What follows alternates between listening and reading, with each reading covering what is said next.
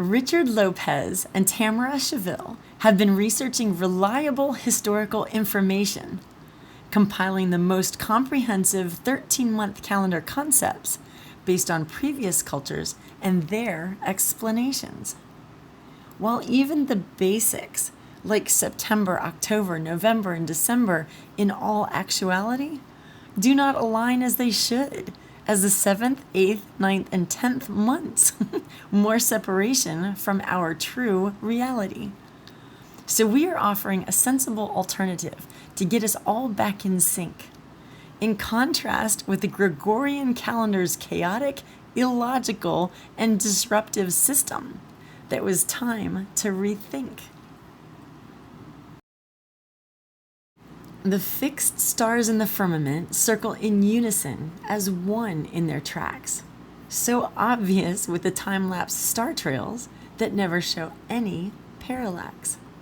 The sky is a precise calendar to which we set our seasons and our clocks as the sun crosses the equator twice a year at the spring and autumnal equinox. The sun portrays a 24-hour clock that has been divinely planned, as the movement of the sun is tracked perfectly by the hour hand. On average, every 28 days, a full moon has appeared. 13 months is how calendars were originally engineered.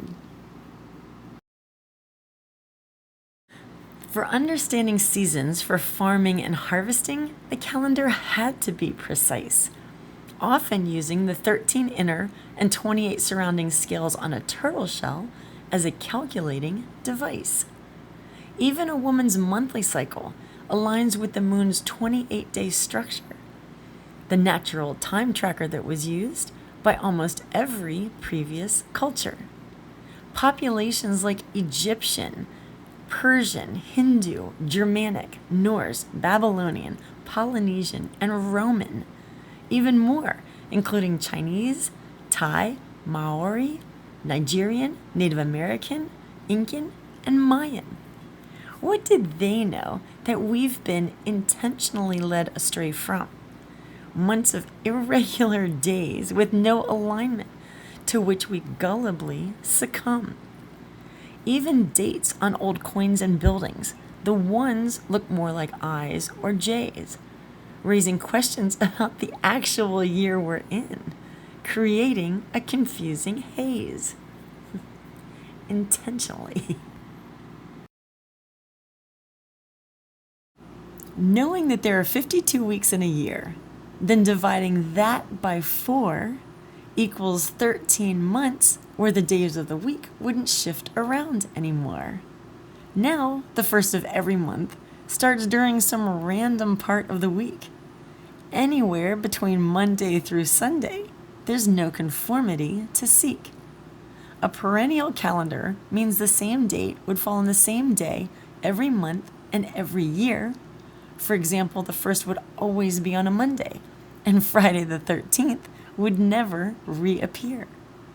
With the same date falling on the same day, there'd be no more inferring, repeating every single month, dependably and consistently recurring.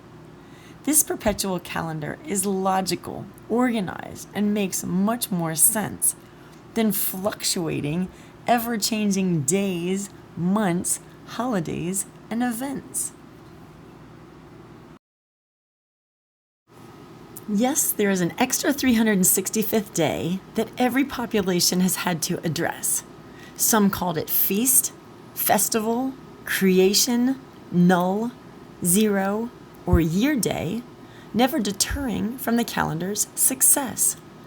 Repeating the last day of the year would be a double day freebie, not attached to any specific day or month, but a bonus 24 hours annually. The same thing would occur every 4 years, during each leap year, to keep the days and seasons on track, and to natural cycles it would adhere.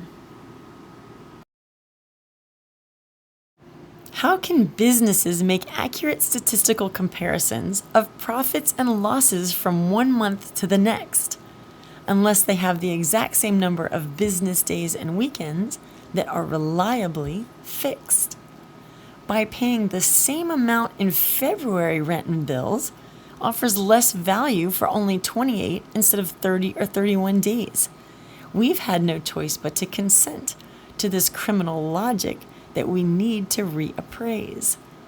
Trying to earn enough money in 28 days as normally for 30 or 31, how is that math fiscally sound or even ethically and morally done?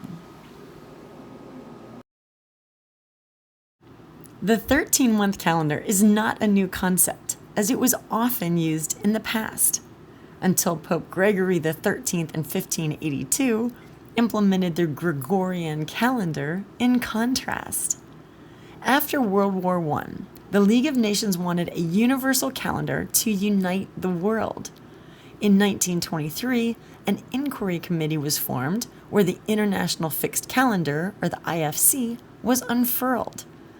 By the Fourth General League of Nations Conference, which began on October 12, 1931, the Committee on Communications and Transit had the IFC settled, agreed upon, and the deal was almost done. The IFC came so close to passing, only losing by a smidgen.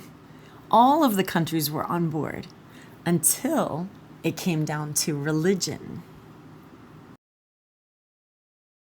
Rich and Tam of Keresmic are helping revive the 13-month calendar, realizing it is the most practical, reliable, consistent, and natural yearly planner that most previous cultures were under. As it aligns with the annual movement of the stars, moon, and sun, it's available at the KeresmicTruthStore.com, along with clothing, books, mugs, medallions, and other items of truther fun.